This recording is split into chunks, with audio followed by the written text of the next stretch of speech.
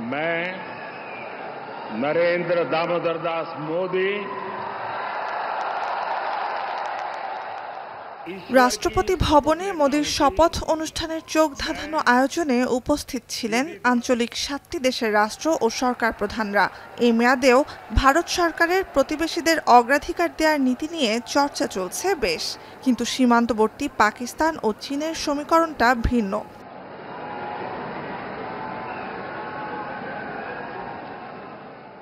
সোমবার সামাজিক যোগাযোগ মাধ্যম এক্সে মোদিকে অভিনন্দন জানানোর মধ্য দিয়ে ভারতের সঙ্গে কূটনীতির বরফ গলানোর উদ্যোগ নেন পাকিস্তানের প্রধানমন্ত্রী শেহবাজ শরীফ ও তার ভাই সাবেক প্রধানমন্ত্রী নওয়াজ শরীফ। এ পর্যন্ত ৩টি যুদ্ধে জড়িয়েছে দুই পরাশক্তি ভারত ও পাকিস্তান, যার মধ্যে দুটিই ছিল বিতর্কিত কাশ্মীরের নিয়ন্ত্রণ নিয়ে। ২০১৯ সালে জম্মু কাশ্মীরে আত্মঘাতী বোমা হামলায় ভারতীয় সেনাদের প্রাণহানির ঘটনায় পাকিস্তান ভিত্তিক কাশ্মীরি বিচ্ছিন্নতাবাদীদের সম্পৃক্ততার অভিযোগ আনে নয়াদিল্লি এবং পাকিস্তান সীমান্তের ভেতরে বিমান হামলা চালায়। তখন থেকেই মুখ দেখাদেখিও বন্ধ দুই দেশের নেতাদের।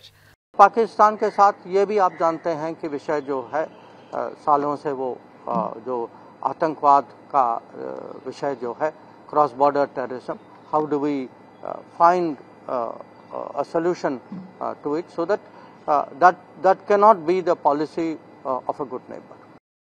অন্যদিকে বিশ্বের দ্বিতীয় শীর্ষ পরাশক্তি চীনের সঙ্গে ৩,৮০০ কিলোমিটার দীর্ঘ সীমান্ত রয়েছে ভারতের। কড়া প্রহরায় যার বড় অংশেই সাধারণ মানুষের পা ফেলাও নিষেধ। সীমান্ত নিয়ে ১৯৬২ সালে যুদ্ধে জড়ায় দেশ দুটি। গেল কয়েক বছরেও বেশ কয়েকবার সহিংসতায় জড়ায় দুই দেশের সীমান্তরক্ষীরা। ৫ দশকের ভয়াবহতম সংঘাতে ২০২০ সালের জুলাই মাসে ভারতের কমপক্ষে ২০ এবং চীনের ৪ সেনা নিহতের পর থেকেই থমকে আছে দুই দেশের কূটনীতি। चीन के बारे में हम तो हमारी फोकस तो होगी कि सीमा में जो स्थिति जो है उसमें अभी भी कुछ इश्यूज बाकी बचे हुए हैं, तो उसको कैसे निपटाया जाए। টানা ২ মেয়াদে ভারতের পররাষ্ট্রমন্ত্রীর গুরুদায়িত্ব কাঁধে নেয়া ভারতের এই মন্ত্রী জানান, চীন ভারতের পাশাপাশি আরেক প্রতিবেশী মালদ্বীপের সঙ্গেও সম্পর্কের উন্নয়ন চায় দিল্লি।